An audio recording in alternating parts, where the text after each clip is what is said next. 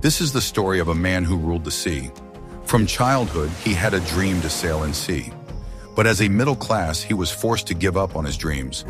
With daring courage and unbroken determination, he did the impossible. His story so incredibly mind-blowing that it inspired generations of people to explore and venture the unknown. This is the story of Robinson Crusoe, a normal man who became a legend. I was born in 1632 in York, a busy city in England. My family was solid, not rich, not poor, just good people trying to make a life. My dad wasn't from England, though. He came from Bremen, Germany, and started as a merchant in Hull, another town by the sea. He worked hard, made some money, and eventually settled in York. That's where he met my mom, whose family was called Robinson, pretty well known around there. They got married, and over time, our last name, originally Kreuznach, got twisted into Crusoe. That's what everyone called me, and I liked it. I had two older brothers, but neither stuck around. The oldest joined the English army and died fighting the Spaniards near Dunkirk.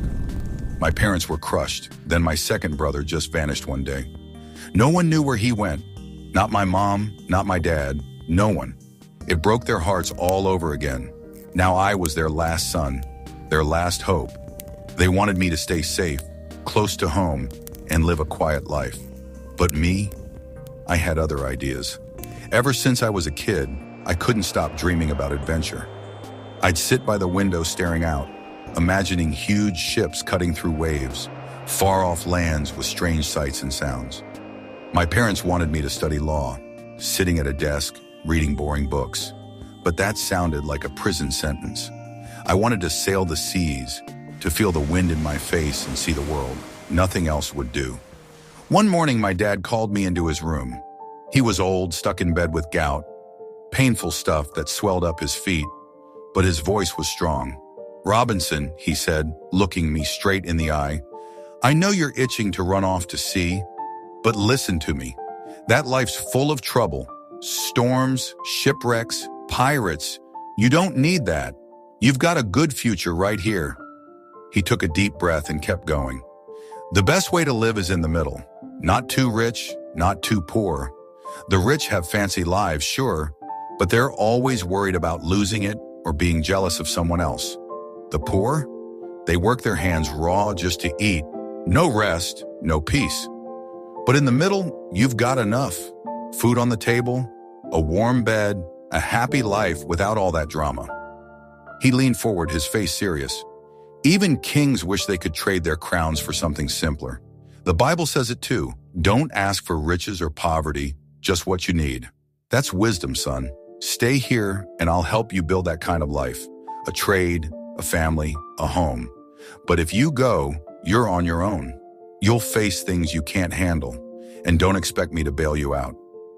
Then his voice cracked. "I told your brother the same thing. The one who went to war. He didn't listen, and now he's gone. Please, Robinson, don't break my heart too." Tears rolled down his cheeks, and I felt them sting my eyes too. I'd never seen him cry before. "I'll stay," I whispered, nodding. "I promise." For a few days I meant it, but that itch to explore wouldn't go away. The more I thought about staying home, the more trapped I felt, like a bird locked in a cage staring at the sky. I couldn't shake the sea from my mind, so I tried one more thing. I waited until my mom was in a good mood, then sat her down. "Mom," I said, "please talk to Dad. Let me go to sea just once. If I hate it, I'll come back and work twice as hard. I'm 18 now, too old to start some boring job like law. I need this." She shook her head, her face tight. "Robinson, your father would never say yes. He knows what's best for you, and so do I. If you leave, you'll ruin yourself, and we won't help you do it. You'll break our hearts, and that's that." She stood up and walked away, leaving me with nothing. For almost a year, I stayed put, wrestling with myself, but the pull was too strong. Then one day I went to Hull, a port city full of ships and sailors. I wasn't planning to run off, just to look, but I ran into a friend whose dad owned a ship heading to London. "Come on, Robinson," he said, grinning. "It's a free ride. What's stopping you?" My heart raced. This was my chance. On September 1st, 1651, I stepped onto that ship. No word to my parents, No looking back. As we sailed away, I felt free, but deep down, a little voice whispered I'd regret it. We barely left the Humber, a big river mouth on England's east coast, when the sky turned black. The wind roared and the waves grew tall, slamming into the ship. I'd never been at sea before, and I was scared out of my mind. The deck tilted, water splashed everywhere, and I grabbed the railing, my hands shaking. My stomach flipped, and I threw up over the side. The sailors yelled, running around, tying things down. The captain's face was grim. Every wave felt like it'd swallow us. I thought, this is it. I'm going to die. My dad's words echoed in my head, his tears, his warnings. My mom's voice, too. I'd ignored them, and now I was paying for it. God, I prayed, save me and I'll go home. I swear I'll never sail again. Hours dragged on, but finally the storm died down. The next day the sun shone, the sea sparkled, and it was like nothing had happened. My friend laughed, slapping my back. Scared, huh? That was nothing. Let's have some punch and forget it. I took a sip, then another. The fear faded, and I started to think maybe I could handle this after all. We anchored at Yarmouth Roads, a safe spot where ships wait out bad weather. For a few days, I got used to the sailor life, learning ropes, climbing up to the sails, feeling the sea under my feet. It was exciting, and I pushed my dad's advice out of my mind. But then the wind picked up again, and a new storm rolled in, way worse than before. The waves towered over us, crashing onto the deck. The sailors looked worried now, and that scared me more. We had to cut down the mast to keep the ship from flipping over. Water poured in, and we pumped it out as fast as we could, but it kept coming. I was shaking, my heart pounding. Not again, I thought. This time we're done for. The storm wouldn't quit. The ship groaned like it was falling apart. Water flooded the hold, 4 feet deep, someone shouted. The pumps couldn't keep up.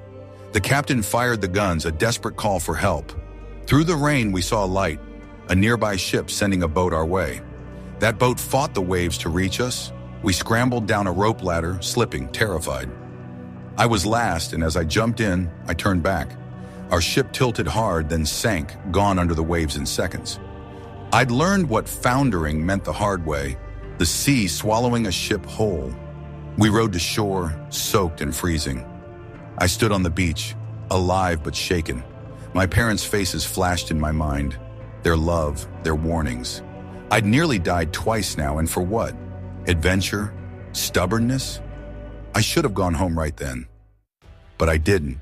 Something inside me still wanted more, and little did I know the real challenges were just beginning. That's where it all started. My family, my rebellion, and the storms that nearly ended me. Stick around, because this is only the beginning of my story.